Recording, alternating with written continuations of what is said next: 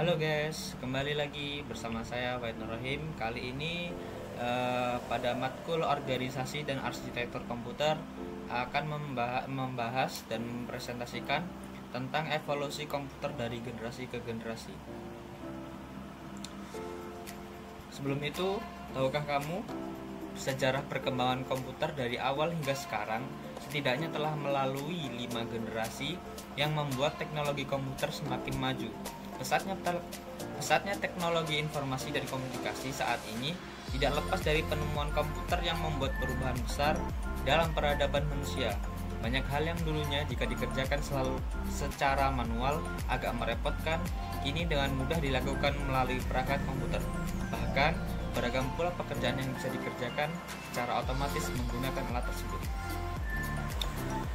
Pada generasi pertama, yaitu dimulai pada tahun 1940 hingga 1959, sejarah perkembangan komputer lain pada masa itu adalah Electronic Numerical Integrator and Computer atau lebih dikenal ENIAC, yang dibuat atas kerjasama antara pemerintah Amerika Serikat dan Universitas Pennsylvania.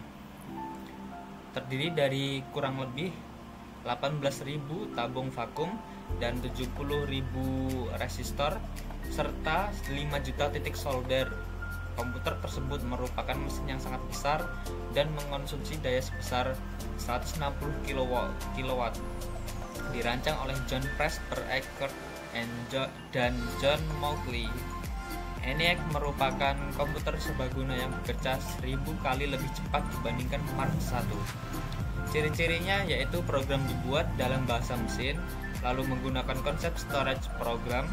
Komponen yang digunakan adalah tabung hampa udara, ukuran fisiknya besar sehingga membutuhkan daya listrik yang besar.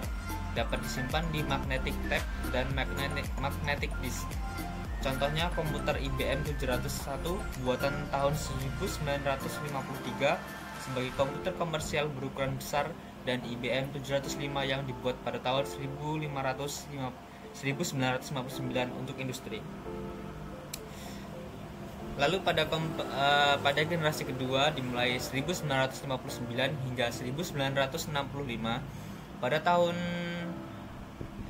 Dimulai pada tahun 1948 atas penemuan transistor merevolusi komputer dengan menggantikan tabung vakum sehingga mesin menjadi lebih kecil. Transistor mulai digunakan dalam komputer pada 1959. Selain itu, memori inti magnetik memicu munculnya komputer generasi kedua yang lebih cepat, andal, dan hemat energi. IBM menciptakan superkomputer Stretch dan Sperry-Rand, membuat LARC yang hanya dipasang di 2 lokasi. Komputer generasi kedua juga beralih dari bahasa mesin ke bahasa rakitan yang mudah dipahami menggunakan biner. Lalu ciri-cirinya, kapasitas memori utama cukup besar.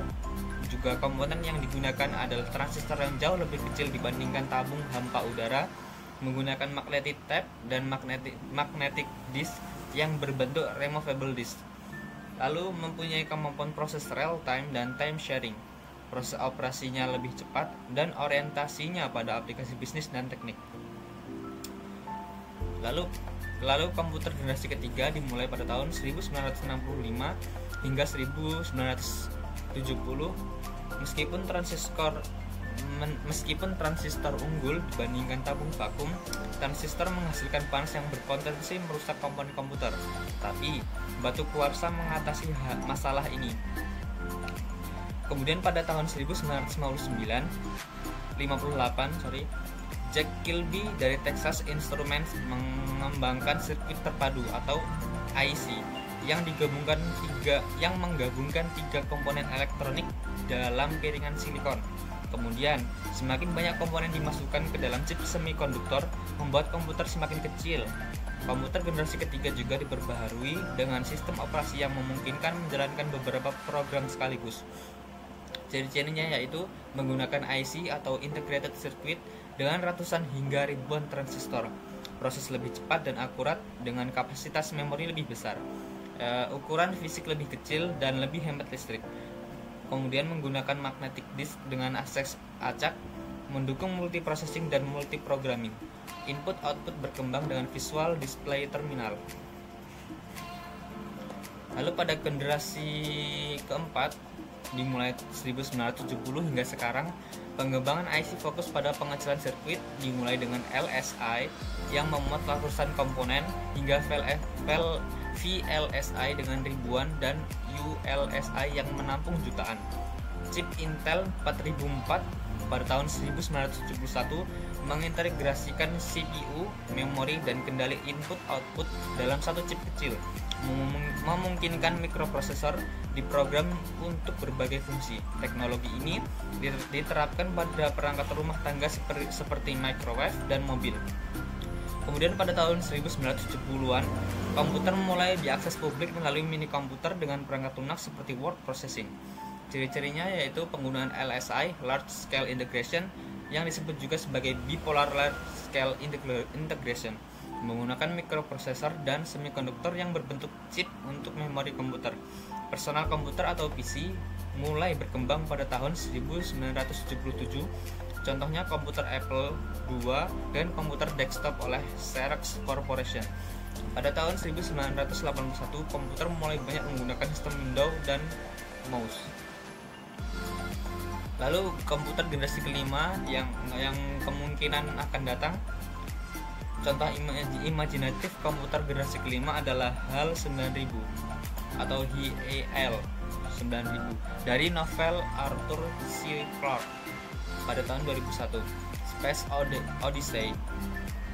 HAL memiliki kecerdasan buatan atau AI yang memungkinkan dia berkomunikasi dengan manusia, menggunakan masukan visual dan belajar dari pengalaman. Meskipun realisasi HAL 9000 mungkin masih jauh, banyak fungsinya sudah ada, seperti komputer yang dapat menerima instruksi lisan dan meniru nalar manusia. Kemampuan untuk menerjemahkan bahasa asing juga telah tercapai, meskipun tantangannya lebih kompleks karena pemahaman manusia sangat bergantung pada konteks. Kemudian ciri-cirinya yaitu menggunakan komponen yang dipakai adalah VLSI atau Very Large Scale Integration. Kemudian komputer dikembangkan untuk memecahkan masalah sendiri dengan bantuan Artificial Intelligence. AI dapat diterapkan untuk mengoperasikan robot. Mulai dikembangkan komputer yang dapat menggantikan chips. Lalu Jepang adalah negara yang memelopori komputer generasi kelima. Kesimpulannya adalah evolusi komputer telah mengalami beberapa tahap signifikan, yaitu yang pertama generasi pertama dimulai tabung vakum, generasi kedua transistor, generasi ketiga integrated circuit, dan generasi keempat mikroprosesor. Lalu yang akan datang lagi generasi kelima menggunakan kecerdasan buatan. Oke, sekian dari saya. Bila ada salah kata mohon maaf. Saya cukupkan. Assalamualaikum warahmatullahi wabarakatuh.